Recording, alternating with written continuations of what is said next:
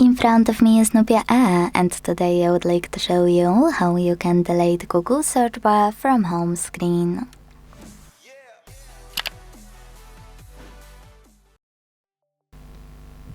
All you need to do is hold your search bar and wait for Remove Pop-up to show.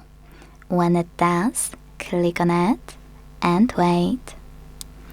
As you can see, after a few seconds, my search bar was successfully deleted.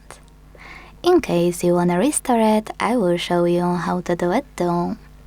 Hold your device's display until you see all of those options at the bottom.